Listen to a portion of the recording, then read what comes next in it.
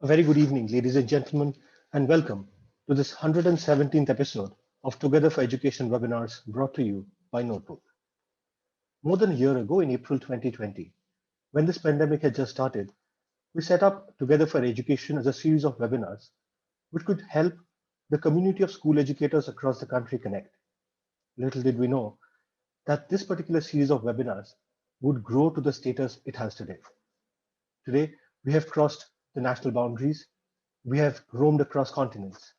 We have spoken of topics related to the pandemic, completely unrelated to the pandemic, about schools, about mental health, about co-curricular activities, and so much more. We have had perhaps the most holistic, in-depth insights into our school education system through the conversations that we have been part of and that we've listened to over the last year or so. For that, I must thank each and every one of you. Without your support, this could not have been possible. Today, we look at a topic that I personally hold very close to my heart, communication skills. I personally have been part of a few boardrooms. I've held senior corporate positions, and I can tell you, whatever you might put on your CV, there is no single skill that stands out in enabling a person to grow in life like communication skills. The ability to articulate your thoughts in a way that people you are talking to understand them, comprehend them, and even believe in them is a huge, huge advantage anybody should possess. Today in schools, as we are honing leaders for tomorrow, we cannot overstress the importance of this particular skill that you impart. Well, to talk about this, we have a wonderful panel today. So without much ado, let me invite our first speaker. Our first speaker today is Mr. Philip Barrett. Mr. Barrett retired as the Deputy Headmaster from the illustrious Doon School in Dehradun after 44 years of serving in education across various institutions. Mr. Barrett served the Doon School as Housemaster, Head of Department, Dean of Activities, Dean of Student Welfare, Deputy Headmaster, Second Master, and Acting Headmaster with great distinction. He also carried out a visioning exercise for the Doon School in the year 2011 through an in-depth study of a number of British public schools and various schools in the US. Mr. Barrett qualified as a leadership trainer at Wellington College, UK in the year 2000. More than all of these, he has been enthralling us with his communication skills for the last year or so. He's also an athlete, an adventurer, and a naturalist, and we at Notebook are privileged to have him as our senior advisor. So, over to you. Thank you, Shubhayu, for that introduction. I've been enthralled by your oratory skills, Shubhayu. You must have been a great debater in your days. I have not been a great debater, I must add. But interesting topic, none, all the same. So I think that it's one of man's greatest innate needs is to convey his ideas, thoughts, and dreams to others. Why every animal, even birds, chirp and communicate. So why shouldn't man? Our ancestors needed language to communicate, before they went on the hunt, to tell others about germination of the early seeds, how they learned how to navigate through stars. So there must have been a need to convey ideas. Even today, the way men learn and pass on information, whether this be a new development in medical science or engineering techniques, this sharing of information, this cross-fertilization is only possible with a means to communicate. And of course, there is this need to communicate right from the cradle, where the baby coos to its mother, or an animated, protester holding up a slogan, or a revolutionary using a spray can to paint messages on the wall. Even rude and hurtful hand gestures and facial muscles, everything is a form of communication. We are saying something. I think putting men into isolation at prison, or asking a child to keep silent in class, or to clamp down on free press in a democracy is all a way to thwart a basic human need. I think freedom to communicate is so basic. It's as basic as food, water, and shelter.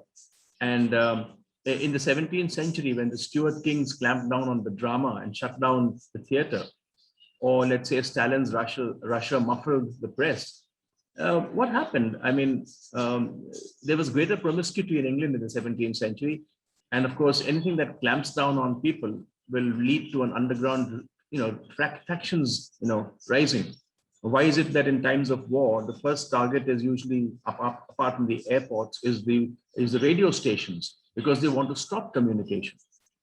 And I'm turned to the biblical story of the Tower of Babel, where these people were building this high tower, maybe to reach heaven. And suddenly they all started babbling in a different language, which brought to a halt the construction of the tower, because they couldn't communicate in the same language. So no one knew what was required of him. And therefore we get the word babbling from the Tower of Babel. And of course, through many mediums, gestures, smoke signals, codes, drum beats, language, facial expression, art, music, drama, dance, graphics, logos, plays, sculpture, children use plasticines and any medium to be able to communicate with us. I've seen crowds of people standing at a museum watching a Van Gogh in rapt silence. That painting is communicating something to those people who paid so much money to come and watch this. Small children, I believe, do not have the vocabulary to express themselves, and therefore a lot of their traumas are hidden and cannot be expressed. And the way to get this out of them is to train them to use plasticine, or to draw, or to point to a cartoon with different type of faces, smiling faces, angry faces. That's the way small children are asked to communicate what's inside of them, because they lack the language. Now, not only do we communicate orally through the spoken words and sound clicking languages of the Hottentots, and some of the earliest sand people of the Kalahari, they use the clicking language. And now we have the more developed languages and all the nuances of these developed languages. And look how far oral language has developed, from the primitive sounds to the modern, modern orator at, say, let's say the UN. Non-verbal messages, from the eyes, gestures, body language, art, are also very, very important.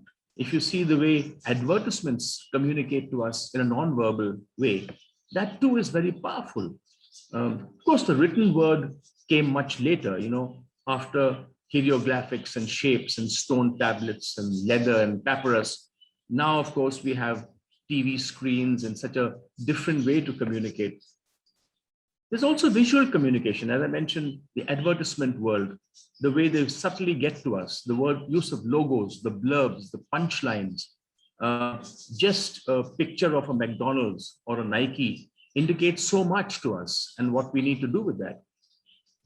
Today, as the world has shrunk and we fly from one corner to the other, and with trade agreements and international coalitions, and so much mutual independencies between nations, and of course the multinational businesses with offices all over the world, and the ability for students to study in different countries makes the study of a foreign language so necessary.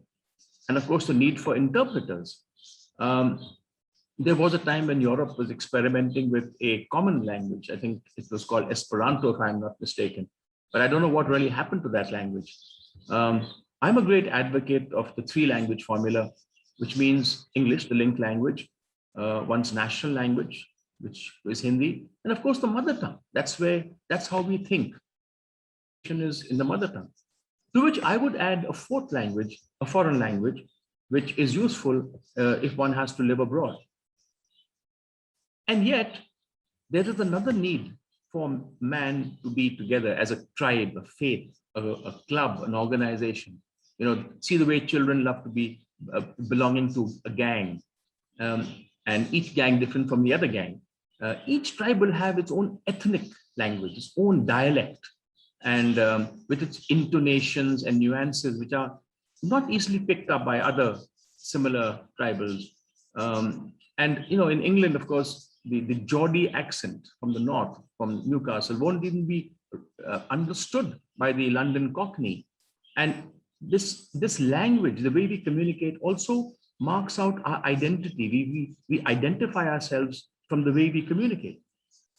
And of course, communication in schools is much more than just conveying one's knowledge. Teachers need to use the pitch, the intonation, the timbre of one's voice. These are important. I know many teachers who are excellent with their subject matter. You couldn't get them better, but fail to communicate and therefore fail to impart their knowledge to children just because of their poor communication skills. Of course, ways of teaching has changed with time. And now the new buzzword in education is teacher talk time. And today, good teachers talk much less than they did in the past. We make children learn, and teachers need to talk much less. Of course, now with social media platforms and all the apps and the abbreviations and the short form that children use, it's difficult to keep pace with how they communicate. I also think that good communication involves good listening, because a good conversation involves 2 to more people. And I think this seesaw, this in between, you speak, I listen, I speak, you listen. This is what good communication rests on. The use of body language and other forms of communication. They say that almost 80% of communication is through gestures and facial expression, the work of our eyes. And I think in school, when you thwart communication, in the sense that you do not allow children to speak or to convey their ideas, or to have publications or weeklies, or if the art school is stopped and they can't draw, then this will come out in graffiti, writing on desks, slogan writing on walls. And therefore, I think good schools do give children the way to communicate, a means to communicate through sports, through art, through drama, through writing, through various publications that a school might have. And of course, the dangers of not being able to communicate sometimes leads to psychological illness. And therapists are paid by the hour simply to be able to listen to people who want to talk. And this great human need to talk and communicate what is within us is what keeps therapists and psychiatrists, in the business.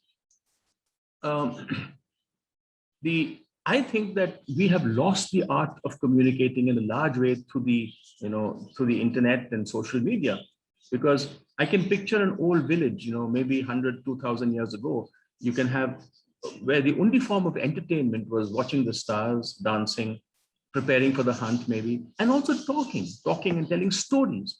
This great oral history of a tribe that was passed on from father to son, from elder to junior. This ability to communicate, I think we are losing. I think the human need to communicate is linked to emotional and, as I said, mental health. The need for more oral components in Hindi and English in our current exams is very important. All the international exams do have an oral component where you stress on tone and how you speak. And I think English and Hindi in all exams must have an oral component. And children need to be taught how to speak.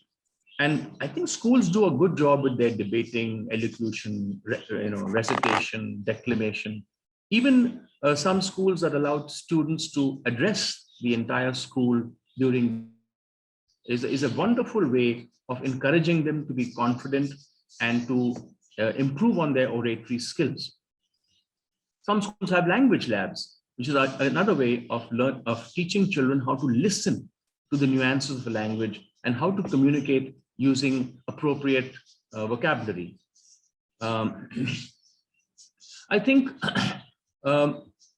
in schools, communication is not only between teacher and student, it's also communication between the head of school and teachers, and the other way around, and teachers and students, and the other way around, and also between the school and parents, and the school and people who live outside the wall, the suppliers of the school. And sometimes we communicate wrongly, and people outside the walls don't have a good impression of the school or have a wrong impression of the school just because our means of communication may not be accurate. And I think it's important to convey to others. I think a good rule to have is that whenever a parent writes into a school teacher or a principal or the office, I think we need to respond to this letter within 24 hours. That's a good rule to follow. And therefore, this will lead to a good two-way communication between the stakeholders, like parents, alumni, and the school. I want to end with a problem that most heads of schools where English is the medium of instruction face. It's a tricky problem because the complaint is that the children are not speaking in English enough. Now, it's tricky because you can't stop a child from speaking in his chosen language, his vernacular. And because that's the way he thinks and that's the way he best can express himself. But what I would do was would tell a child that, look, since you've got to be examined in English, it's better you speak and practice your skills in school. And after school, you can speak in your own language. But this is one problem that a lot of principals complain about, that we hear a lot of Hindi, we hear a lot of vernacular, and English is dying out. These days, of course, we are communicating on social media, internet, Facebook, and this has led to a lot of unreflective communication. In the old, we thought about it and we took a week to respond, we posted it. Today, you can quickly respond to an SMS or a WhatsApp ad with a brief, angry statement and press the send button and regret later that you shouldn't have sent this. I think that we still need to teach our children that while this modern way of communicating is the way to go, we also need to teach them how to reflect and write letters, reflect and write and communicate in other forms, apart from these little abbreviations that I see flying around these days. I look forward to the views of our esteemed panel, and I thank you for listening to me. A very good evening to all of you in Notebook. I forgot to say that in the beginning. Thank you very much, and over to you, Shubhayu. Thank you so much, sir. Thank you for giving us such a well-rounded view of what communication skills entail, not just for the student, but for teachers, for schools, and for society at large. Thank you. Thank you so much for sharing that with us. Ladies and gentlemen, our next speaker is Achin Bhattacharya. Achin is the founder and CEO at Notebook. A chartered accountant by training, Achin was a director at Deloitte prior to starting Notebook. He has worked in India and abroad in various senior capacities in GE, PwC, KPMG, and Deloitte. Achin is a fellow of the ICAI and a member of CP Australia and CPI Ireland. He is also the recipient of the prestigious Indian Achievers Award. Achin is an avid reader and a passionate traveler with keen interests in economics, history, literature, and philosophy. He is a regular speaker at various forums and chambers of commerce and also contributes articles to numerous publications regularly.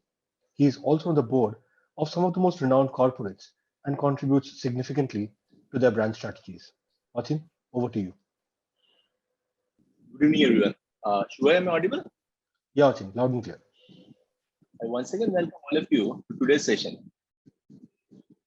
The conventional wisdom about the 21st century skills hold that students need to master the STEM subjects: science, technology, engineering, mathematics, and learn to code as well, because that's where the jobs are. It turns out that this is a gross simplification of what students need to know and be able to do. And some proof of this comes from a very surprising source, Google. Now, I'll share with you what Google learned about its own employees and what that means for students across the globe, job seekers across the globe, next generation of professionals across the globe. Now, Larry Page and Sergey Brin, both brilliant computer scientists, founded their company on the conviction that only technologists can understand technology. Now, Google originally set its hiring algorithms to sort for computer science students with top grades from elite science universities. In 2013, Google decided to test its hiring hypothesis by crunching every bit and byte of hiring, firing, and promotion data accumulated since the company's incorporation, which was way back in 98. So they did this in 2013. Now, name of this project was Project Oxygen. And Project Oxygen actually shocked everyone by concluding that among the 8 most important qualities of Google's top employees, top performers, STEM expertise comes in dead last. The 7 top characteristics of success at Google are all around soft skills. For instance, being a good coach, communicating and listening well, possessing insight into others, including other different values and points of view, having empathy towards and being supportive of one's colleagues, being a good critical thinker and problem solver, and being able to connect, being able to make connections across complex ideas. Now, and so these are 7 top characteristics, and the 8th one was STEM expertise.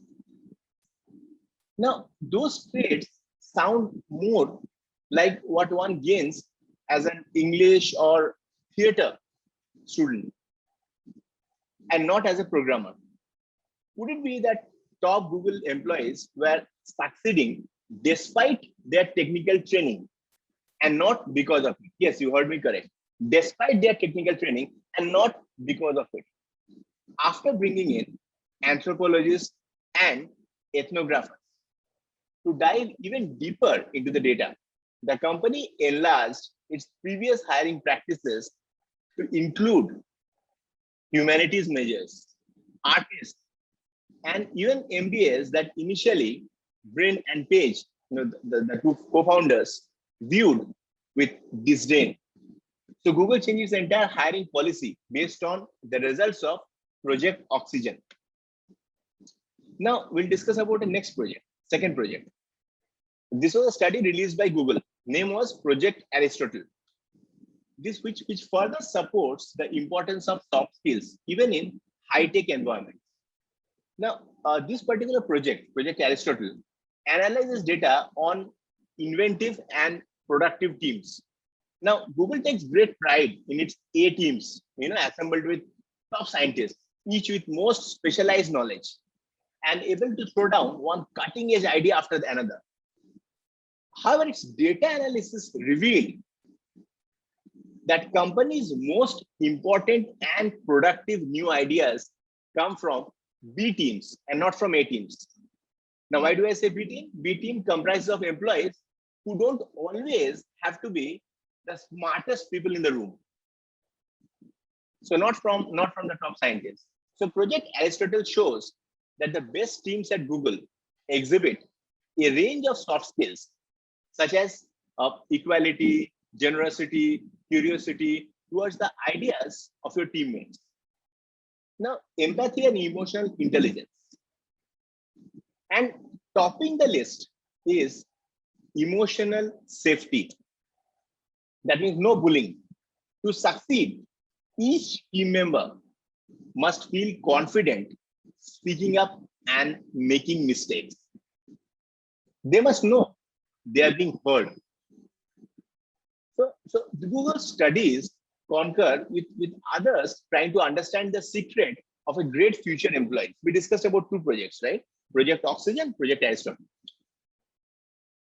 Now, one name which instantly comes to my mind when we discuss this topic, because a lot of wonderful work by this particular author, Kathy Ann Davidson, founding director of Future Initiatives and professor in the doctoral program in English at the Graduate Center.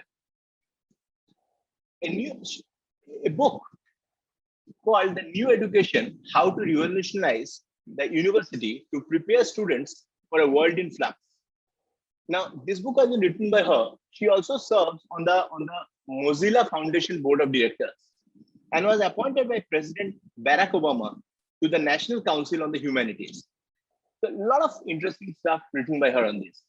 And one such fact, which I would like to mention here, is about a recent survey of 260 top employers, 260 employers, now a very varied range. And this was done by a non-profit National Association of Colleges and Employers. And the mix was very varied. It included both small firms and behemoths like the Chevrons and the IBMs of the world. And this survey also ranks communication skills in the top 3 most sought after qualities by recruiters. Now, they prize both abilities to communicate with one's workers and an aptitude for conveying the company's product and mission outside the organization.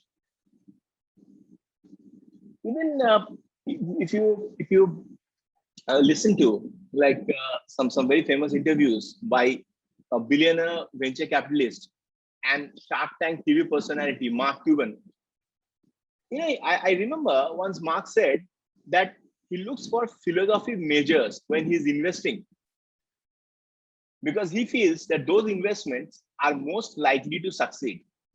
So that STEM skills are vital to the world we live in today. But technology alone, as Steve Jobs famously insisted, is not enough. We desperately need expertise of those who are educated to the human, cultural, and social, as well as the computational. So I believe no student should be prevented from pursuing an area they love based on a false notion of what they need to succeed. Because broad learning skills are the key to long-term satisfying and productive careers. What helps you thrive in a changing world isn't rocket science. It may just well be social science. And yes, the humanities and the arts that contribute to making you not just workforce ready, but world ready. Now, few other aspects with regard to today's topic, which I would like to emphasize on. First and foremost, non-verbal communication, which I believe is very, very important. And we just can't forget it. As Peter Drucker said, the most important thing in communication is hearing what isn't said. So, through experiences in theater and dance education, for instance, children should learn to break down the mechanics of body language. These mediums, through these mediums, they experience different ways of moving and how the movements communicate different emotions. So this kind of performance skills, if coached properly, ensure that they're portraying their character effectively to the audience. And this helps in all walks of life. So after non-verbal communication, the other area which I'd like to emphasize is about, some people are naturally extroverts, and there are some who prefer to sit and quietly do their work. And the world very conveniently labels them as introverts. Now, I remember a very thought-provoking and famous book, Susan Cain's. The name of the book was Quiet, The Power of Introverts in a World That Can't Stop Thinking. So in her book, Cain champions the often overlooked talents and gifts of introverts and offers parents and educators strategies for communication and evaluation. Now, in order to be effective in this world, you must be able to communicate, because it's true, because if you can't speak up for yourself, if you can't master the courage to tell the person you love that you love them, if you can't advocate for your own safety, the world will be a very intimidating and frightening place. And we really don't want our next generation to be intimidated by anyone in the world. So thus it's important that equal focus be given to ensure that children who at times may not want to speak up, may not want to give a presentation, may not want to recite, be given equal opportunity and nurtured. And I'm sure esteemed educators in this forum are already doing this. And a very experienced panel that we have today will of course deliberate on such case studies. The other aspect that I wanted to emphasize is on the importance of teachers, importance of esteemed educators. So when we discuss about communication, because communication is both receptive and expressive, and no one, I believe no one knows it better than teachers. because teachers are skilled at listening to their students as well as explaining things clearly. Thus, so being a teacher needs clarity of thought to present the material, and that clarity has to be absolute. Being able to break down complex ideas into simple parts, smaller steps to transmit to the student. Being able to adapt to methods of communication for different students, because at times students they do have their individual learning styles. Able to read their students and adapt to the individual needs. Also, at times topics which on the face of it may appear boring, mundane, ensuring that they be presented in an interesting manner through their great presentation skills. Also, I believe the other aspect is great teachers communicate concern and caring by their tone of voice, use of body language. As discussing about non-verbal communication just a few minutes back. So they transmit their genuine commitment and affection for their students. Thus, what happens is good teachers care about the students' progress and let their students know it all.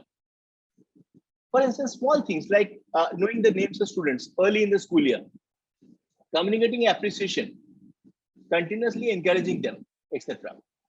Also, the whole aspect of students learning about communication. I think undoubtedly they look up to their teachers. They imbibe their traits. So certain aspects like teaching students the power of pausing, another thing which is very important. Because it's important to the students learn to patiently hear the other person's viewpoint, to slow down, to listen to the other person, which is very, very important. Listening, as you all agree, is equally important, if not more. Encouraging introspection, the other very, very important aspect, because students can begin to learn what their feelings and thoughts come from. Unless until they understand themselves, unless until they're able to think critically, how do they communicate? Other aspect is turn taking. So as I was saying that communication also is an art of mutual respect, ensuring that the other person be given adequate space to speak up. So for example, one of the most basic building blocks of a good conversation, as I was referring to taking turns. So a very simple technique, I was reading about this today, using an object such as a talking stick as a signal for turn taking. So teaching students that when they have the object, it is their turn to talk or pass while others are expected to listen. And I'm sure a lot of these things are already being done. We are just putting a name to it. Now, the last aspect that I wanted to discuss, and very, very important, I guess, is closeness communication bias. Now, I found this very interesting, especially in close personal relationships. Now, this is something which is also incredibly ironic. The closer we feel towards someone, the less likely we are to listen carefully to them. It's called the closeness communication bias. And over time, it can strain and even end relationships. Any relationship, be it with a spouse, be it between parents and their children. Once you know people well enough to feel close, there's an unconscious tendency to tune them out because you think you already know what they're going to say. It's kind of like when you have traveled a certain route several times, and you no longer notice the signposts and the scenery because you know the route like the back of your hand.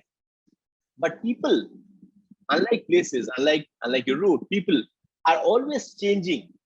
The sum of daily interactions and activities continuously shape them up. So none of us are exactly the same as we were last month, last week, or even yesterday.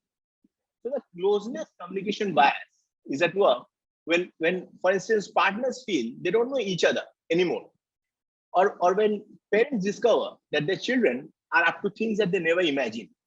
It can occur even when two people spend all their time together and have many of the same experiences. So social science researchers have repeatedly demonstrated that closeness communication bias in experimental setups, where they paired subjects first with friends or spouses and then with strangers. And this is very interesting.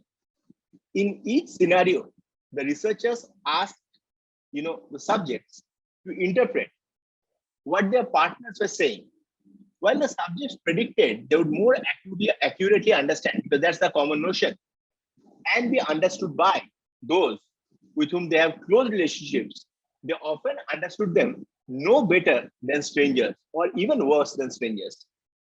Actually, understanding another person often requires a second thought, to think, to actually have an unbiased opinion, to actually listen patiently. So this closeness communication bias not only keeps us from listening to those we love, it also keeps us from allowing our loved ones to listen to us. It may explain why people in close relationships sometimes withhold information or keep secrets from one another. So there was a study which was done on 38 graduate students and later confirmed in a larger online survey of 2,000 people.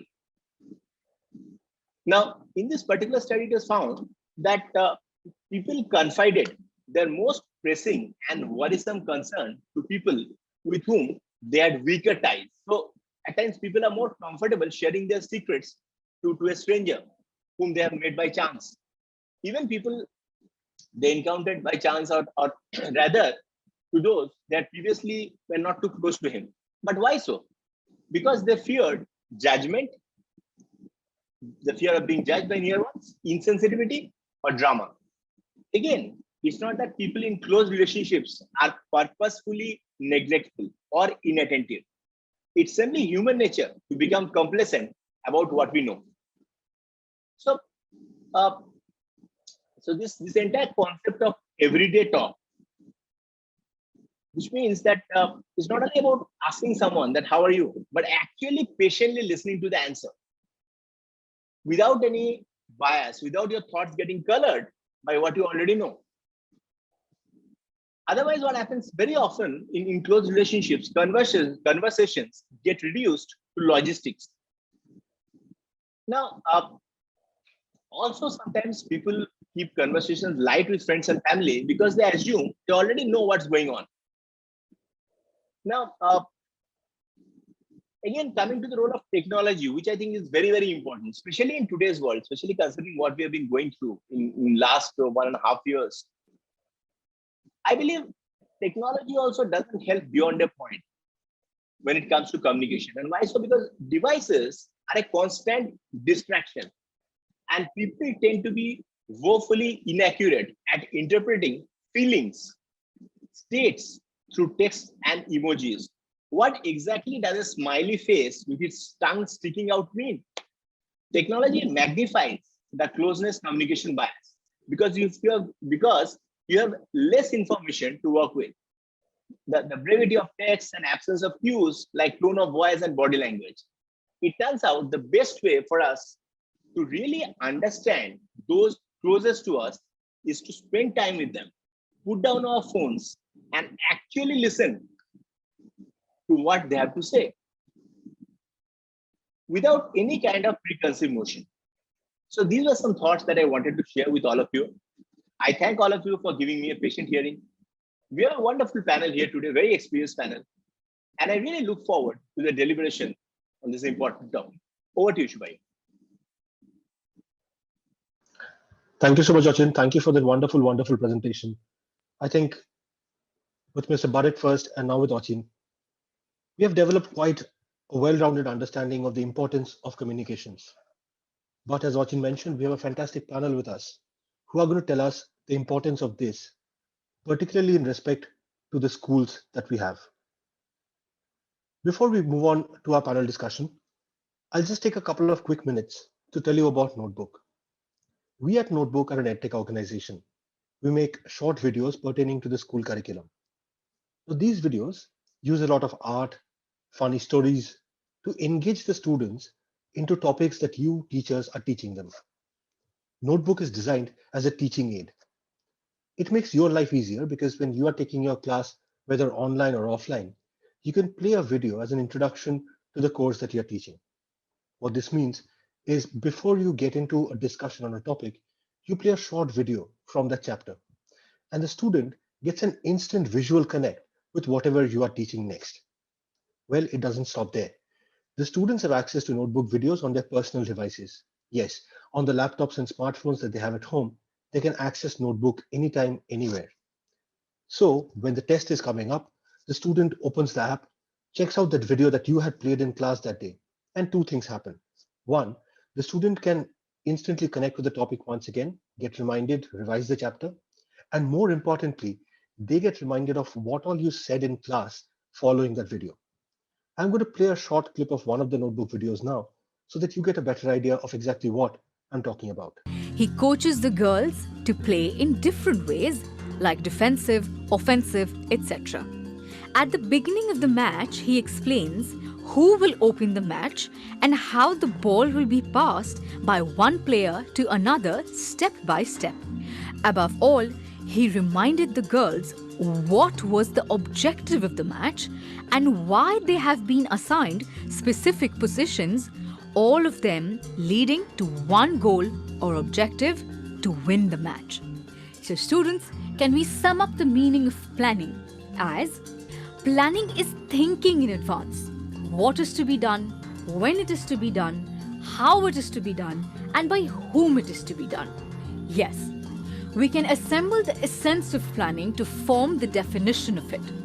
In the words of Kunz O'Donnell, planning is deciding in advance what to do, how to do, when to do, and who is to do it.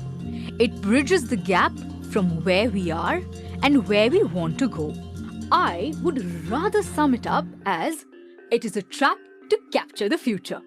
The key elements in the concept of planning are setting objectives, time period, formulating alternatives, course of action, selecting a course of action. Now the question arises: why is planning important? In an absence of proper planning, everything seems messed up, and you remain perplexed and eventually attain failure. Planning is definitely important, as it tells us where to go. Well, ladies and gentlemen, that was a short clip of one of the notebook videos. This is from the chapter Planning for our Plus 2 students. If you go onto our website, www.notebook.school, you would find more than 10,000 such videos at your disposal. We are currently working with a lot of schools to enable their digital learning better. In case you are from a school who would like to work with Notebook and have Notebook as part of your teaching system, we are more than happy to have a chat. He coached Well, now also besides the work that we do with content, one of the things that we do to engage our student community is organize events. Last year, many of you would remember, we organized an inter-school debate called Zero Hour. The debate itself was extremely successful, with 64 schools across 7 countries participating. More than 35,000 teachers and students watched the events live. This year, we have taken it a notch higher. We have partnered with the IIM Calcutta Innovation Park, and we have put together an event called Ignite, which is an international inter-school online innovation and entrepreneurship challenge. We are asking our young students to don the hat of entrepreneurs and come up with their innovative solutions to life problems. And to start the event off, we had a set of master classes that IIM Calcutta Innovation Park conducted for the students. This last 3 days, we've had 3 wonderful master classes, which are recorded and put up on our YouTube channel should you want to go through them. Well, ladies and gentlemen, those were a couple of short announcements that I had. It is now my privilege to introduce the panel that we have today. We are privileged to have with us Mr. Hari Subhash Raghav. He is the founder and director of Samadhan Academy in Bangalore. He holds a master's degree in English and an MPhil. He also holds diplomas in career counseling, child counseling, and mentoring. Prior to doing this, Sir worked for the Indian Air Force for 16 years in the accounts branch. He then worked in the field of sales and marketing for 10 plus years and for over 10 years in the education field in Bangalore. The Samadhan Academy in Bangalore is engaged in career counseling, students mentoring, soft skills training, motivational seminars, stress management, etc. He has conducted more than 50 webinars on various topics like motivation, career options, and stress management. Sir, it's a privilege to have you on the panel today. Thank you so much for being here.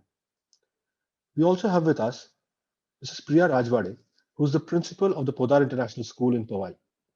With a strong acumen for academic and administrative management, Mrs. Priya Rajwade has more than 21 years of experience in the field of education across different boards and in various capacities, of which 13 years are as principal. Mrs. Rajwade is a postgraduate degree holder, each in microbiology, education, and diploma in management, as well as diploma in psychology and counseling. She got an opportunity to join as microbiology lecturer in Khalsa College and later Ruya College. To explore corporate sector, she joined as the quality assurance executive at Cipla Limited, which embedded in her a strong base for quality consciousness.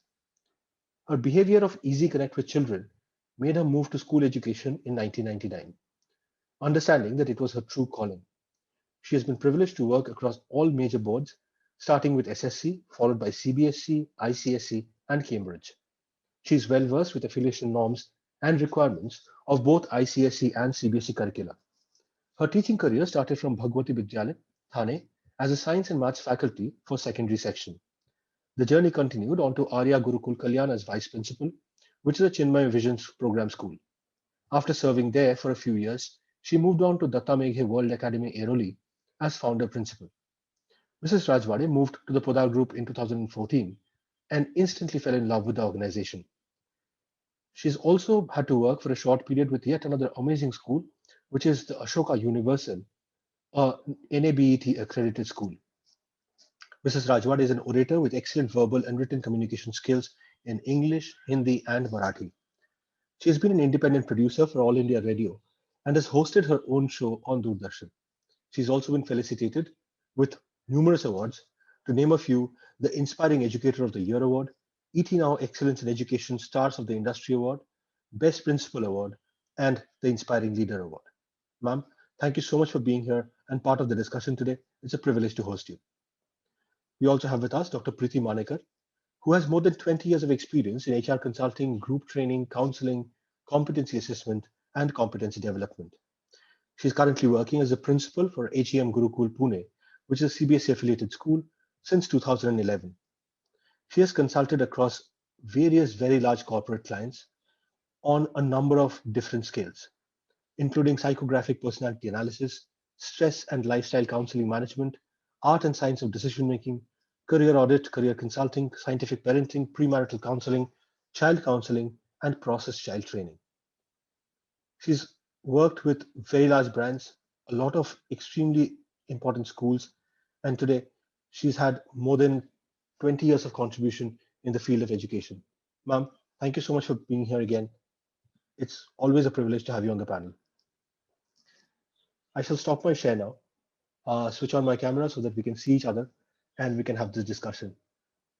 Priya ma'am, Preeti ma'am, and Subhash sir, if you could also switch on your cameras. Thank you. Thank you so much for being here. A very good evening to each one of you. Good evening, Subhayu. Good evening, ma'am. Good evening, sir. Good evening, everybody. Great. Today we are talking about communication skills. So my first question is, our education system typically focuses more on written communication in the curriculum. All our tests are written, all our submissions are written. What are you doing in your schools to teach the other aspects of communication skills? Priya ma'am, if we may start with you. Thank you, Subhayu. Very good evening to everyone and to my co-panelists as well.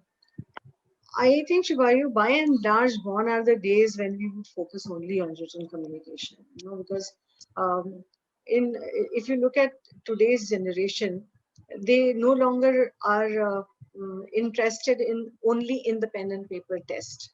Okay, they want to express themselves in various ways, and they have various ways of expression. So at school, in not just for assessment, but regularly also during the transaction of the school curriculum, we see to it that children have various ways of expressing themselves. I mean, even if you have a competition or if you have something for something to be posted on Facebook, we would call for different submissions from students in various manners. So recently, if you had a Father's Day celebration, so we'd ask for either you can have a dialogue with your father and capture a video of it, or you could write down something about the conversation that you two had. Or you can write poetry about your father, recite poem about your father, perform a dance which talks about your relationship with your father, and so on and so forth. So the usual practices begin with, as I think in most of the schools today, begin with the assembly program in the morning, which allows students to speak about how they see this day. No, it's not just about reading the news or talking about, what is the important word of the day, or what is the importance of this particular day, but to connect with the teacher and to express their feelings and their emotions when they have come into school, and what do they think about that particular day. What I feel is the term psychological safety is very important at any age level, of course, but especially for children, because unless and until they feel that psychological safety, they're not open to communicate. Okay, so in that manner, we give them regularly at school. They have starting with assembly. They also have a lot of debates and discussions. They have reflective exercises wherein some topic is given, or some poetry recitation takes place, or teacher reads out a passage and she says, "What do you think about this? How would you reflect? What would you do in such a situation if you were placed in such a situation?" So a lot of opportunities for them to speak, a lot of opportunities for them to express themselves in the form of audio-visual media. So presentations, dance competitions, art competitions, these are routine practices as school, and not, as something which we do in small chunks, but as a daily practice. These activities are taken up by our students.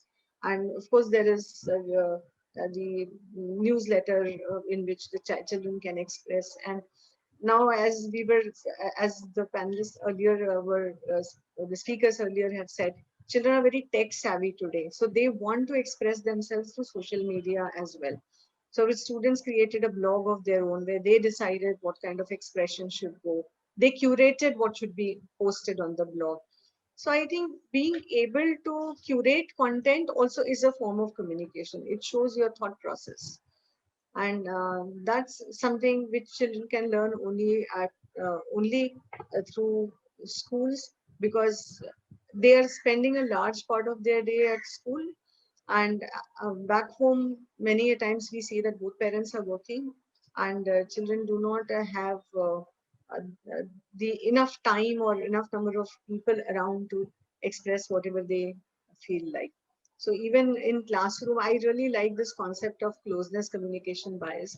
So even in classrooms, what we do is we see to it that certain children don't always pack up together. You have this class rotation all the time. So they get to sit with different people and share their expressions. So there is freedom of speech is a big thing at our school. Children communicate very openly with their peers, with their teachers. And I think that's what really makes them happy at school, be it virtual or physical school campus. Thank you, Shubhai. Wonderful, ma'am. Thank you. Thank you so much for sharing that. And I think the video submission is a very interesting topic. I was speaking to somebody who works at WhatsApp, a friend of mine, and he was telling me that in this pandemic, this last 1.5 years, WhatsApp has seen more voice messages than ever before in their entire existence. So it somehow changed the way we communicate as well to a certain extent, even on a typical text medium like WhatsApp. Mr. Raghav, sir, if I may come to you next. Sir, how do you inspire young people to take up non-written other verbal forms of communication? So you'll have to unmute yourself, please. Yeah, thank you so much. My task is half done by Mr. Philip and Mr. Achin, and Madam has covered a lot of things. I would like to tell this very clearly to all the listeners that communication needs two parties, as was said earlier by my panel colleague. One is a speaker, the other one is listener. I have a couple of incidents of my life from Air Force and Air Force related incidents. One of my colleague used to very clearly speak, and I used to observe that Gupta ji never uses negative words, not only in starting, even later. And when I got mesmerized after listening to him for around 6 to 8 months, one day I said, "Sir, I want to sit with you and chat for 10-15 minutes. Can you give me time?" He said, "Yes." We sat and I asked him the question, sir, I want to understand this. He said, no, no, no, nothing like that. He never used these words. Since I am not very good in that, I am still using, no, no, no. He did not say this. He must have spoken to me. This is around 35 years old story. Saying that, no, I would not do this. Then I asked, no, no, I want to understand. Then he said, please understand, before speaking, your content has to be ready with you. Your content has to be ready, one. The second thing, which is the answer to your question, Mr. Zubayu, is listen. Listen to the speaker first before speaking. So these two things, if we remember what Mr. Achin was also saying and what Mr. Philip also was mentioning, give a pause. Give a pause. Listen to him. See, when we talk about 4 skills of listening, speaking, writing, and reading, this is okay for class 6, 7, 8. Maybe from 9, 10, we must start talking or teaching these 4 skills from a different perspective, which should focus, concentrate on listening to make you good speaker. To make you good speaker. There is hardly any chance of you becoming good speaker if you are not a good listener. This is a well-known fact. I am not the first person to say this, but this is what is important for us to understand, that we must listen carefully and then prepare our content and then speak. 99%, if it is more, let us talk 90% cases, we would face a very clear situation where the listener is not ready to listen whatever you are saying. For example, you ask somebody, sir, I am coming to your place, I am here, how to reach your place? And you start saying, you are near that mall, so take left and then you will get the temple and then take. So that all I know, sir. You tell me further.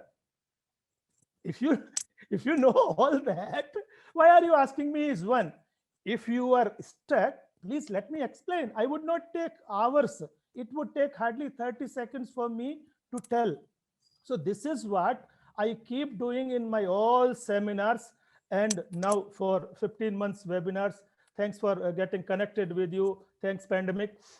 I keep telling everybody, please become a good listener and create your content well in advance. If we are ready with this, the half job is done.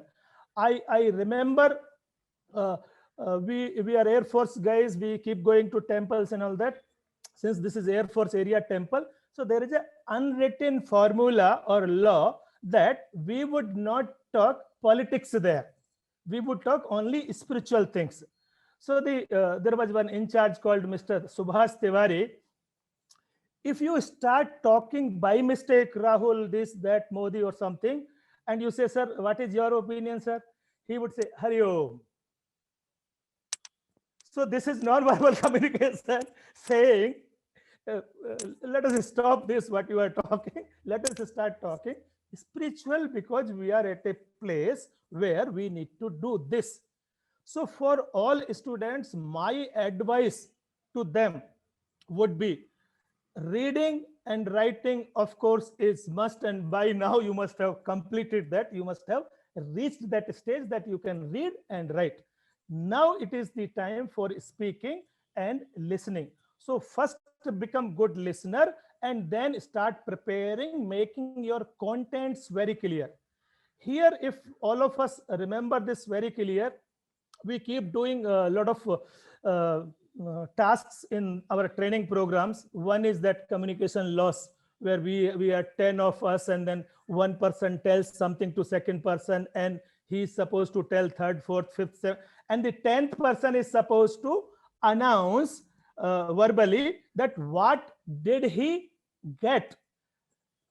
In all 100% cases, we generally find that what the 10th person says is not at all even near to what first person said.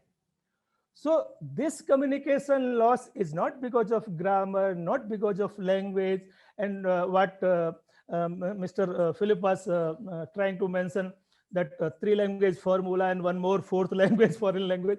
Nothing of that is either helping us or damaging us.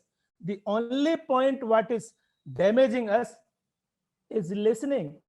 The first person did not listen him for listening. He thought, what Subayu is saying, I had to pass it on to Priya madam. Let me try to put it in my words. That is what is happening in our life everywhere. The arguments, the soft skills we were trying to say. I keep talking to guys on soft skills, and when I tell them the one skill which is the summary of all soft skills, you go to Google or you go to dictionary or you go to any training or workshop programs, but the one point which generally we miss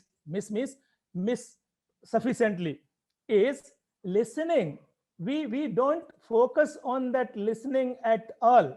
If we listen properly, communicating to other persons would make our life easier, and that's what is the essence of communication skills. It has to be two ways: listening, speaking. Thank you so much. Wonderful, sir. Thank you so much for adding on to that importance of listening. That's such an important part of communication. Dr. Manikar, if I may come to you next. Ma'am, we'll talk about your students and how you are imparting amongst them the importance of, as sir said, listening, but overall, the importance of communication skills. Dr. Manikar, we don't have you. Perfect. Yeah. See, importance of communication. I mean, we are listening from one hour, and we have, I think, sufficiently enlightened on this, that how important it is. In fact, I would feel that it is hallmark of all the successful people. In case if you like to be a successful person, communication competency has to be in place. Now, when we talk about communication, it has got a number of components. I mean, my friend talked about the listening is important, but I would like to add that when I speak, I have to first create my listener. So I would feel that in communication, very first step is to create an environment and to create your listener. In case if we go to any spiritual discourse, okay, they ask us to do some namaskaran. Why? Because they're aware that all the people are coming from diversified environment, and for me to make them listener, it will be little tough. They might be having several things in their mind. So they ask us to do namaskaran, and after that they will start the main course. Okay, so we all are on same platform. Now, what practices I have in my school? Actually, we have coined certain monthly programs, and one program which I have coined, that the student have to go and interview greengrocer. Now, what objective I had before coining this program was that I would like students to know how greengrocer is handling multiple customers and doing calculations without he being educated on fractions and maths and all those things. But you know what I have, discovered that it is giving me more inputs, that my children are getting trained on interviewing skills. Okay, so taking ahead from this, what then we have done? We have several projects like making friendship with senior people. You have to. Now over last 2 years, the students are not going physically out, but we had this that they have to visit a garden and they have to make friendship with 5 dada or dadi or nana nani, and they have to make friendship and they have to ask them 5 questions. Okay, so this was helping me multiple. This was serving multiple purposes, that they were getting experiences of their life.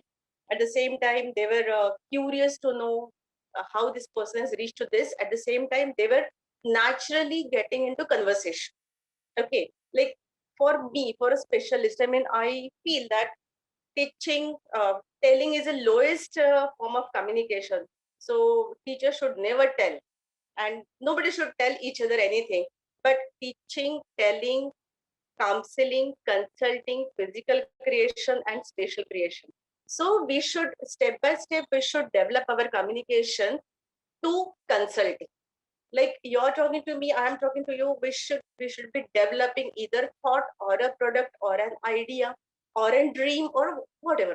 Okay. So there are several projects like my Priya ma'am also talked about assembly. It gives confidence, courage to students to stand in front of assembly and address. Then we have a lot of storytelling sessions. Now CBSE has got storytelling as a pedagogy. So what we do, I mean, instead of teacher telling story, we distribute them tasks. Like syndication we have in corporate training, but I execute it in classroom also. Because this syndication gives them group thinking and presentation. So every time when there is a presentation, new child will come up. Okay. So now last 2 years, what I have seen that students are very expert in making videos. Like we have Guru Purnima coming up. So we have given them topics and they have to make a video and they have to present it as, and we would form a entire program. So every child, I mean, the child would feel very happy and excited when he is seeing himself on a screen. So we have seen this happening only in movies and dramas, but now it is very simple. Like you shoot yourself, you record yourself, and you get the reflection from others and from yourself. So there are several projects other than quizzes and debate, like storytelling I mentioned, then interviewing, then there is surveys. Like last summer we had this survey that you have to go to all your apartment people and find out which biscuit they are eating and which biscuit they are purchasing. So I mean, this is a kind of a research-oriented survey, and this survey was done by 7th standard students. Okay, so I feel communication rather than teaching directly, there are several ways through which we can teach communication to students. And what I sincerely feel that if you have thoughts, communication will flow. So rather than teaching communication, in case if you teach them thinking, developing your own ideas, presenting them, communicating, I mean, putting it across, so they would automatically develop communication skills. Okay, this is what I yeah, over to you. Do you have time to add something more? Sure, ma'am, go for it. Yes. Okay. Now, communication skill has got many components, especially in 9th standard and 10th standard, when we are talking about communication. So, in communication, confidence, courage, information, I feel communication should not be taught in isolation. If a person is confident, he would obviously become a better communicator. So he has to first align himself with the environment, with the audience, eye contacts, body language. I mean, other people have already talked about this, but how to execute this?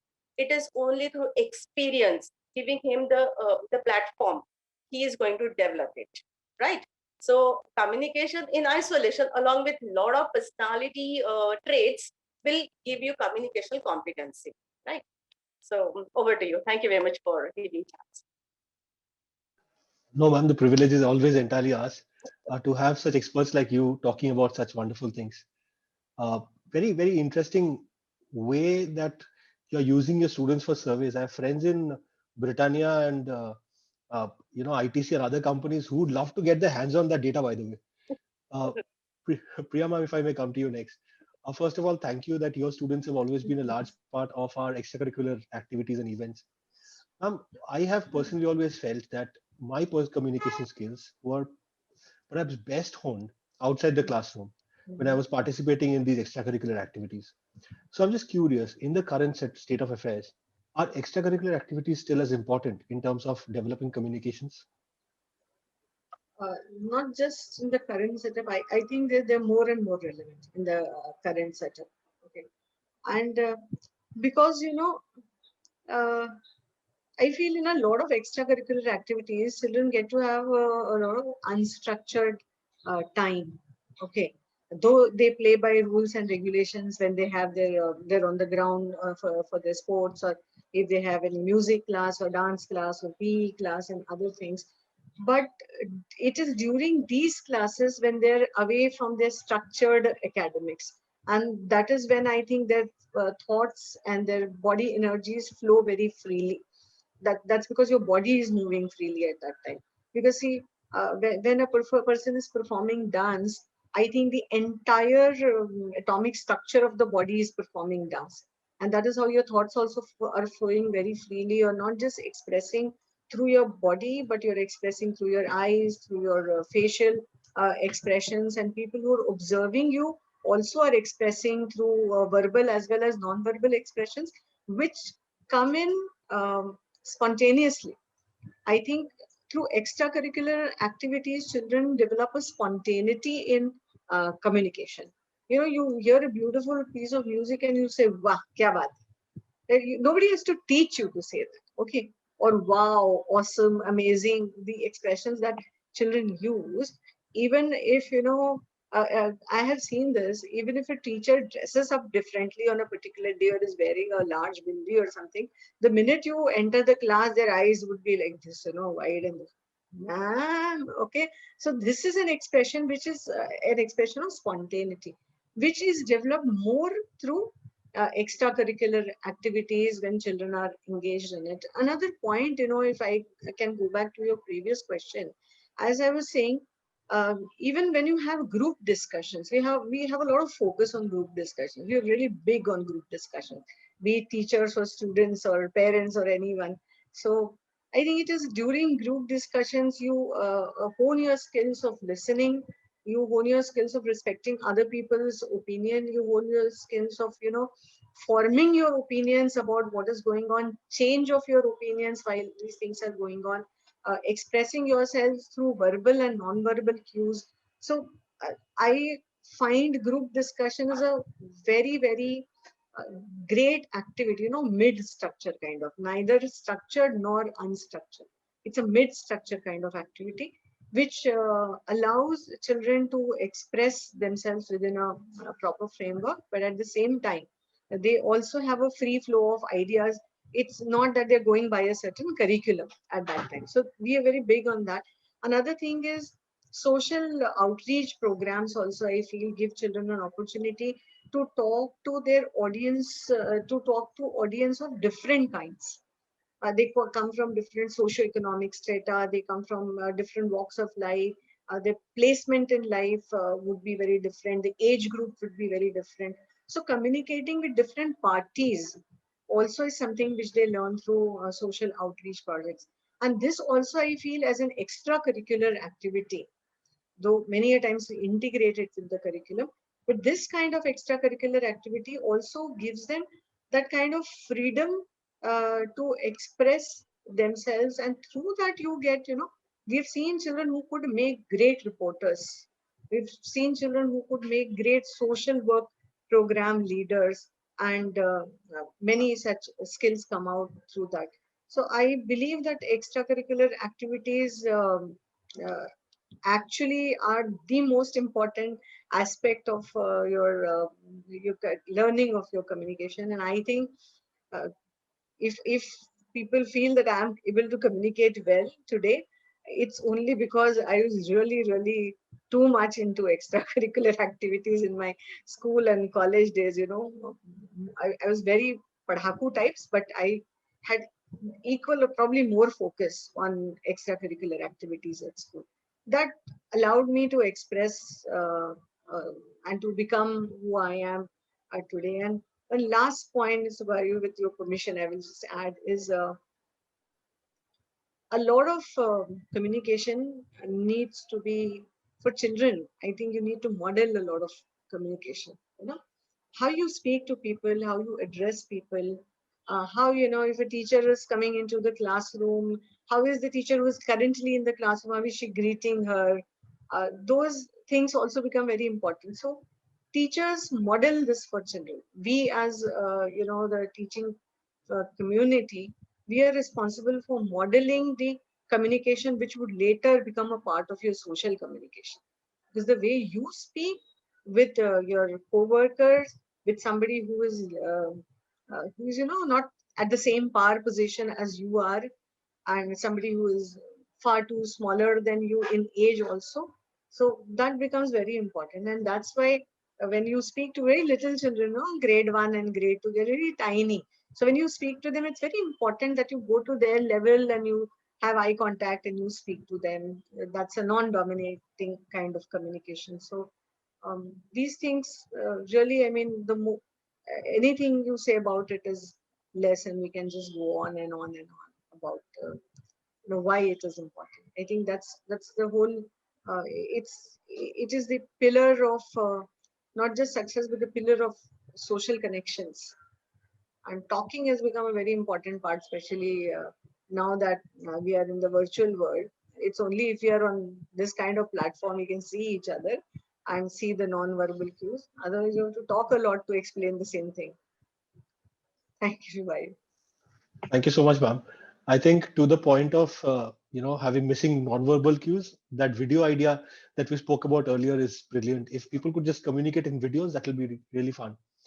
Also, ma'am, when you say that if people say that you have great communication skills, you have had your own talk show on Doordarshan.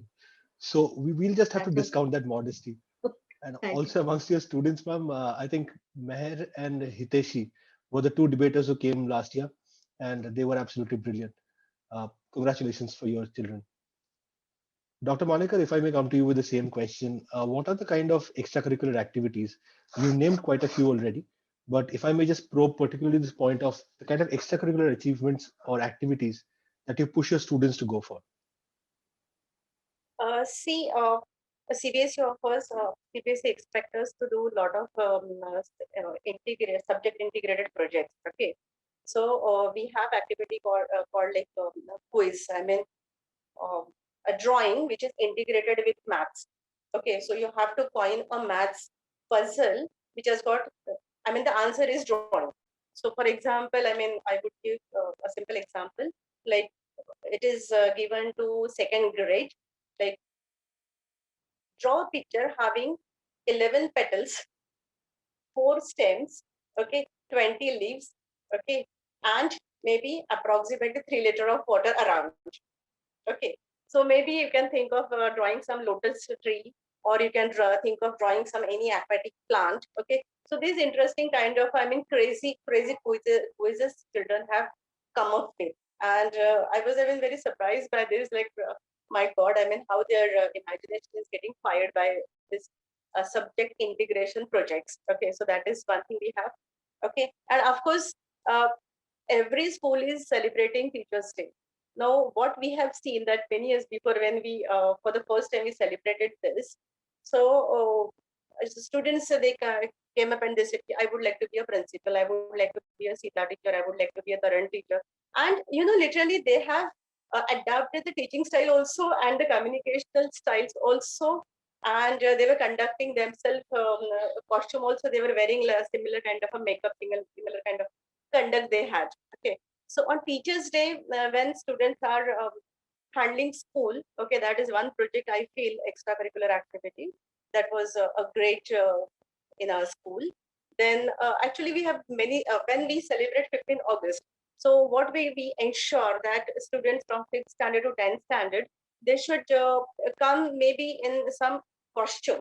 Like maybe in case if he's becoming Mahatma Gandhiji, so he would come and he would talk in a way that he is Mahatma Gandhiji and he is addressing India, okay, in today's world. Now, wearing a shoe, okay, there is one competition wearing a shoe. So in case if this competition is there, so the participants, we will give them one celebrity or any political person, like for example, okay, you have to wear a shoe of Narendra Modi. Okay, so how he would then the question would be posed to him, and then how he would speak. Okay, then there was Lata Mangeshkar. One girl got this chance that now you're Lata Mangeshkar for next 10 minutes and you have to speak from her mind. So you're wearing a shoe of Lata Mangeshkar. So this is another project which is very, very hit in the sense it gives more than a display, it gives a lot of constructional, it has got a lot of constructional value to it. Okay, I don't know whether the child can do justice to Lata Mangeshkar or to Narendra Modi ji, but still they would go through that thinking pattern and they will understand the patterns of communication. Okay, so this was another interesting program. And of course, every school has got a gathering, that is annual function, is a great, and it offers really, I mean, the ma'am also talked about this. When we allow children to get into dynamism, the energy flows. And that energy will give them a double encouragement to speak more and more. So they become consultant. Okay, when drama is going on, one person is doing practice, so another, there are 10 consultants.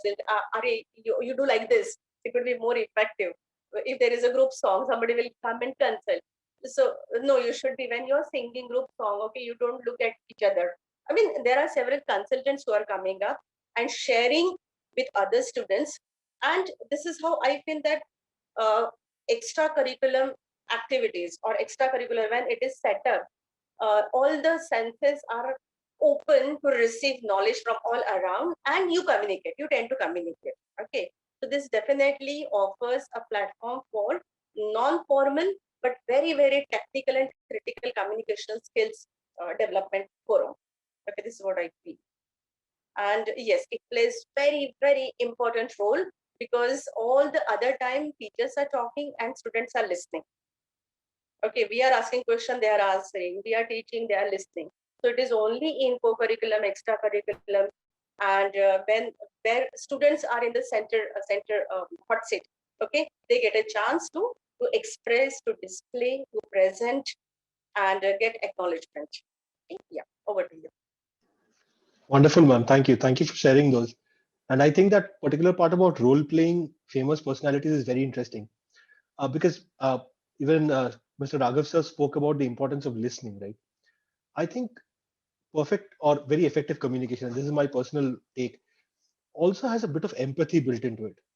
It is perhaps not enough to just listen to what somebody is saying, but if I can actually empathize with that person, right, that goes a long way in ensuring that the communication kind of comes to the same plane.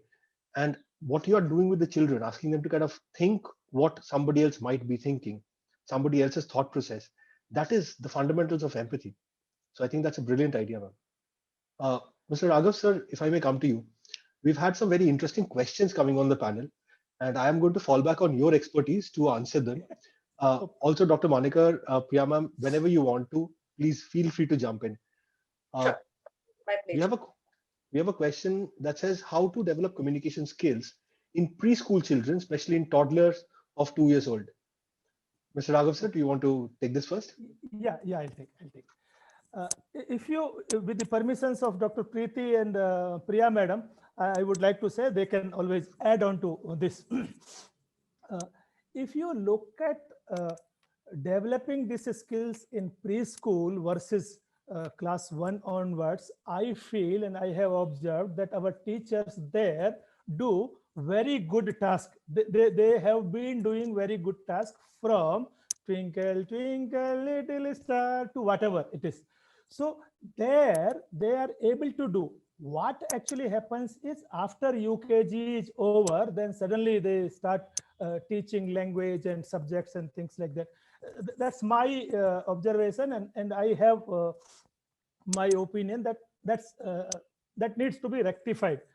But coming back to pre-KG or toddlers, non-verbal, pictorial, these kind of things would help more.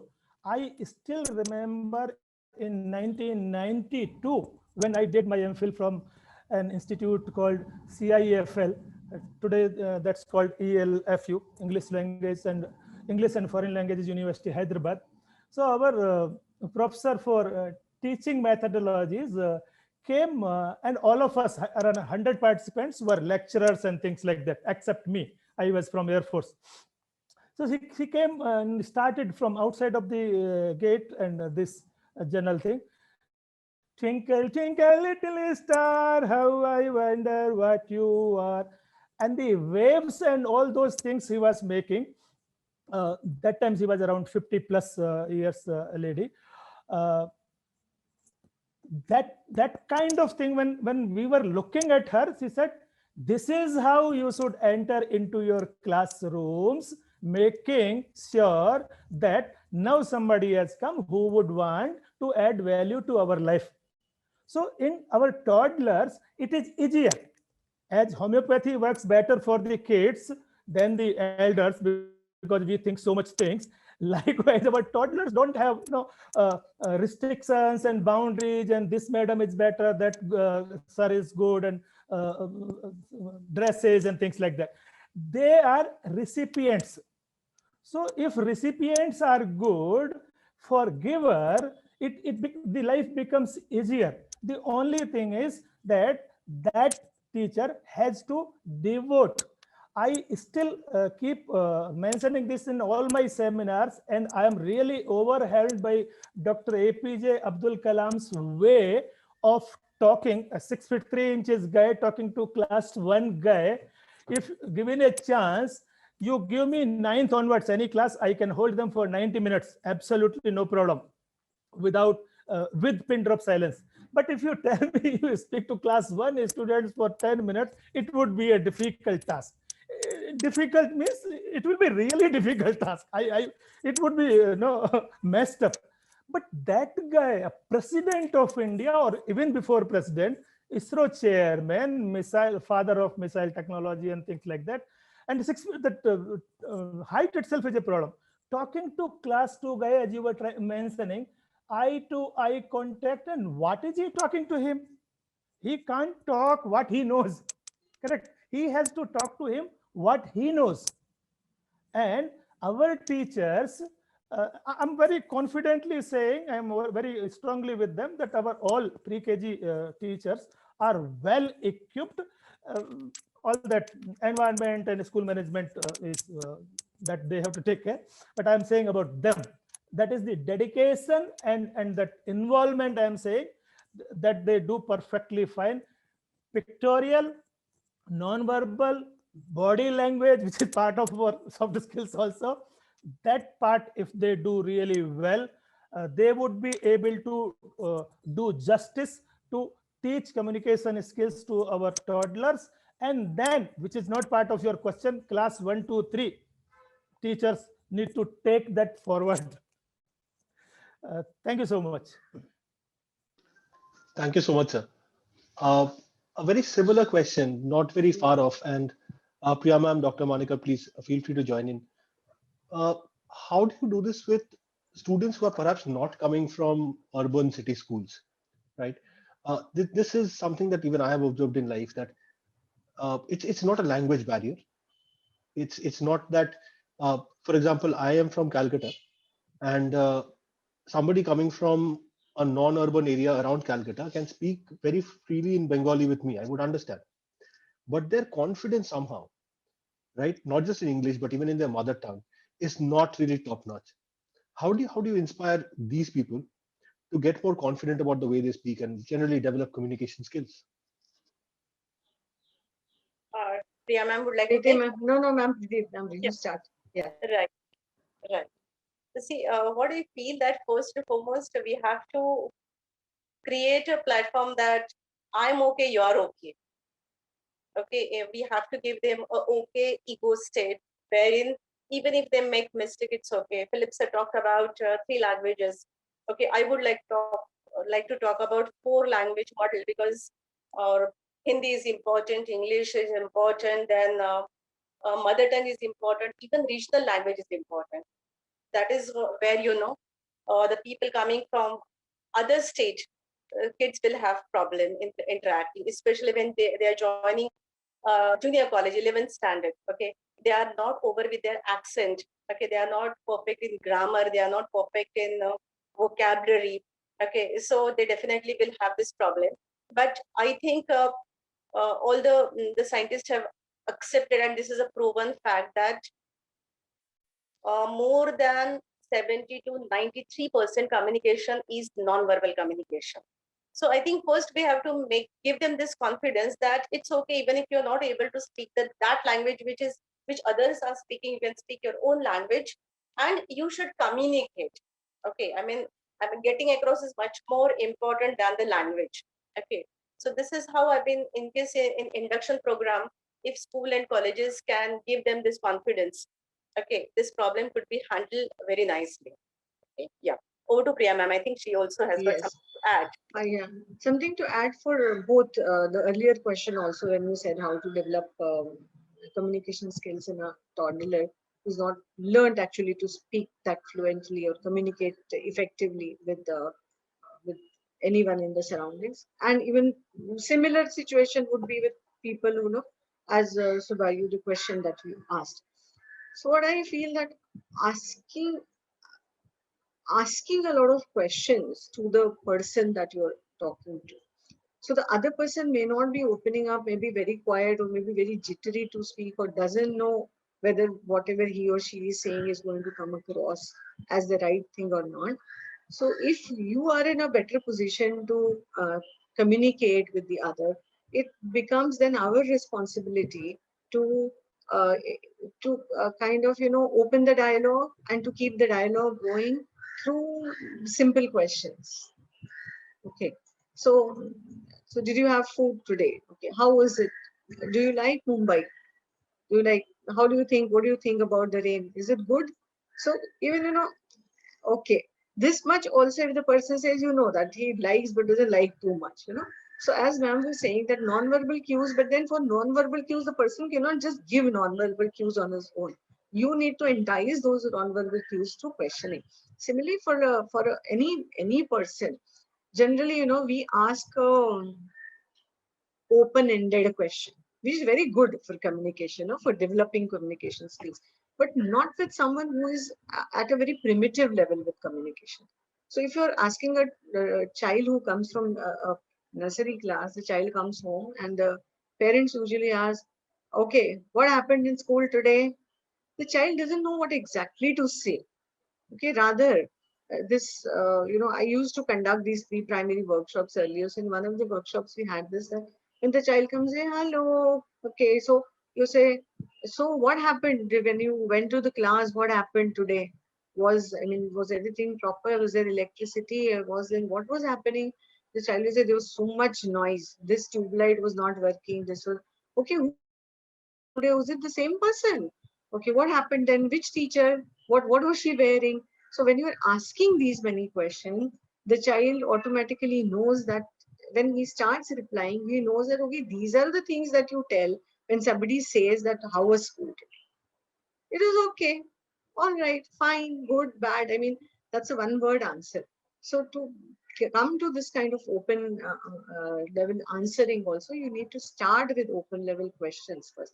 Simple questions which are age appropriate or maybe, communication level appropriate. So that's my thought on this. Wonderful, ma'am. Thank you.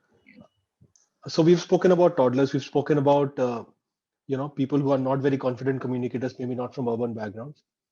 One last category that I want to talk about is children with special needs.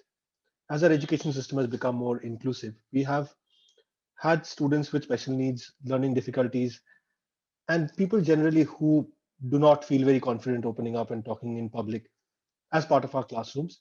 Ma'am, how do you deal with them? How do you teach them how to communicate better? So we are, all of us are inclusive schools, and Kudar is really big on inclusivity also. And we have children who are mildly autistic or who have learning disabilities of some kind. So what happens, the very first thing that one has to realize about this is that if you work with that frame of mind that, okay, I have two children in my class who have learning disability. The minute you enter the class and you look at those children with that thought process in mind, I think somewhere your whole communication system gets affected and you start feeling that, oh my God, how am I going to talk to this child? But once again, what we said earlier about a 2-year-old or a person who is not very confident coming from an area where you're not used to talking to people like this. These children also, because of their inherent difficulties with learning, and just because the whole education system so far, at least it used to be kind of what should I say, equating your skills with your ability to produce marks. Okay, so I may be a very good orator also, but if I cannot write in the exam math, science, English and whatnot, then I am nowhere. That used to be the system, which has changed significantly now. So I feel it's very important to make them feel welcome, which I must tell you that we are very proud that we do it very well. Our children do it very well. My students, if you have a child with special needs in the class, it's the other children who will look after that child more. They will communicate more. They will help more compared to any adult. that is the kind of bond that children develop, and children develop these bonds very quickly if adults don't interfere and impress upon them that okay, this person is a little different. You can only impress upon to say that that person will need more help. So it's very important that we ask very simple questions. We give them opportunities to speak. And some of the children, if they're autistic, they're not very big on social gatherings or being too social with other children. You have to give them that space that, okay, you don't want to speak now, it is quite all right. They have mood swings. So at that time, they want to go out, they don't want to sit in the class. So that kind of liberty must be given. Some of them just like to read. Okay, so that kind of liberty should be given. But I'm telling you, children with learning difficulties, everybody is good at many things except for a few. Okay, so I may be good at something, great at something. I may not be a good painter or a dancer, but that same way, those children also have abilities of their own. So it is very important to impress upon them what abilities they have rather than what disabilities they have. And your communication should be focused more around their abilities. So automatically, that gets transferred to their abilities in learning also. And you must understand their limitations as well. That the child will be able to speak or say or write or draw or skip or whatever, this much only. So you keep that expectation to that limitation, and while still encouraging the child to do his or her best in the area where he has expertise. That's the way we deal, and we are I think the children are doing very well, and it's all thanks to all the kids who are there with us. They're really very empathetic, very compassionate children. Wonderful, ma'am. Thank you so much for sharing. Dr. Manikar, Mr. Raghav, in case you want to add anything to this. I would like to say that yes, I mean social quotient like SQ. Okay, we have to really, teach them that socially they should not feel that they are different and they are underprivileged because of certain limitation. Okay, so like toddlers, we should all be asking them close questions like, did you understand? So he will say yes or no. Did you like it? So he will say yes or no. Would you like to play? So where the answer is very defined. In case if you ask him an open-ended question like, what did you understand? Probably he may not be able to, he or she may not be able to answer that. Okay, so I feel we should give them confidence and courage again to come up, take initiative.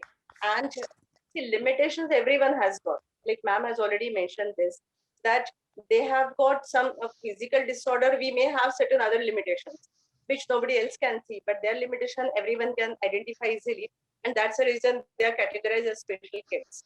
Okay, so depending on, actually we should be handling, like if there is a low vision, okay, a child can't see, so obviously his or her confidence will hamper. So we have to use audio visual inputs, uh, and in case if he has got content in his brain, in his mind, in his feelings, so definitely he or she will speak. So there has to be something inside. I mean, those who cannot listen, okay, they can see at least. Okay, so whatever they are seeing, so the emotions, in case if we intensify, so they will express. In case if emotions are rage, they would express. In case they have learned something, so definitely they would like to share it with others. So we should be able to identify different means of enriching their uh, brain content so that they can produce it. If there is something inside, then definitely they will produce it. Okay, so this is how I feel, and we should be able to tell, communicating a lot of success stories with them. Okay, like Stephen Hawkins. Okay, he had cerebral palsy, I think, palsy, and he was a great. I mean, I should not be talking about him if the world is aware about this. So there are a lot of those people who cannot see. They are great musicians. Okay, so although you have got one limitation, we should give them confidence that the God has already made arrangement to cover up that shortcoming. All your five senses, okay, if listening is not there, then you have the extra sensing. Okay, if your vision is not there, so your smell and intuition is very active, spatial intelligence is very active. So we should be educating them on what they have rather than telling them what they don't have. Okay, and we should, yeah, and we should not give them special treatment. I mean, practically every class I give admission to one special child. He may be having low vision or autism or dumb or deaf or whatever. But at least one child in every class, I ensure that one special child should be there, and he should be given a very normal treatment. Okay, in case if parents are asking that should we have a shadow teacher, so I will say no. We'll carry him out without that, because that shadow teacher will ensure that will give this information to everyone that he is special and he needs additional inputs, additional support. Okay, so we like to give him all the special children normal treatment so that they should slowly overcome and behave like a normal child. Okay, yeah. Over to sir. Over to Shubhal. I want to add two small points quickly, Subhayu. Madam, Dr. Preeti Madam has very clearly said this. See, 2 points. One is that God has given equal kind of capabilities to all of us, including the learning difficulty fellows or the physically problem fellows and things like that. If not, Arunima Sinha would never conquer all the highest peaks of all 7 continents on this earth. A girl having no legs, a girl having no legs. If you ask me, having both legs to go and bring one glass of water, I will ask somebody else to get it. So that lethargy is there. Arunima Sinha is one. Deepa Malik, when Sakshi Malik brought medal in that Olympics, Para-Olympics happened in the same city, and Deepa Malik brought us medal in disc throw. The lady at 45 years and having no motorable capabilities, sitting on a chair. How can, no, I'm still surprised. How can you throw disc sitting on a chair? Because the first thing what you would need is all 4 limbs, right? Because when you run and try to throw something, you would have to use your legs. Fine. The lady is not having legs, is one, and she's 45. So that is one.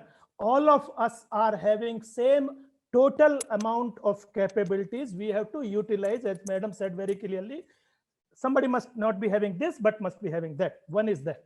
Second point is, Priya Madam has explained that involvement.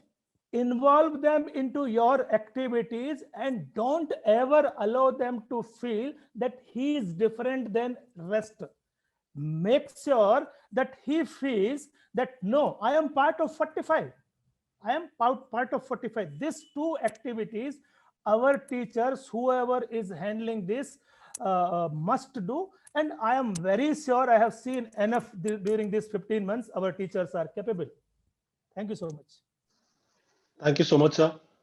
Priya ma'am, Preeti ma'am, Raghav sir, thank you. Thank you so much for being here today. Thank you for being a part of the discussion. Because of paucity of time, we'll have to draw it to a close. And I'll now ask Achin to do the formal vote of thanks. Achin, over to you. Really wonderful session we had, Shubhayu, undoubtedly. Bharat sir, thank you so much for giving us a great start. Some wonderful examples, and as always, in Together for Education webinar, we stand benefited from your wealth of experience, sir. Priya ma'am, couldn't thank you enough. Some really wonderful points you delivered upon. And yes, we completely agree with you. The fact that yes, being able to curate content is a form of communication, no doubt about it. I mean, that's your contribution to the world. Aspect of psychological safety that you touched upon briefly is something which is very, very important. There's no doubt about it. Also, I think the other aspect which you spoke about, the importance of unstructured time, we couldn't agree enough. The importance of social outreach program and expression of spontaneity. So how all these things go together. And of course, the most touching part with regard to when we were discussing about children with special needs, and of course, as all of us would agree, that some of them have done very, very well for themselves and made all of us proud. Is the fact that I think I was really touched to hear how other children very quickly develop bonds, and especially when they're not supervised by adults, left on their own, and make their friends feel welcome. So that's really so heartwarming and so nice to hear. So I think, ma'am, thank you so much for your time and for being part of this gathering.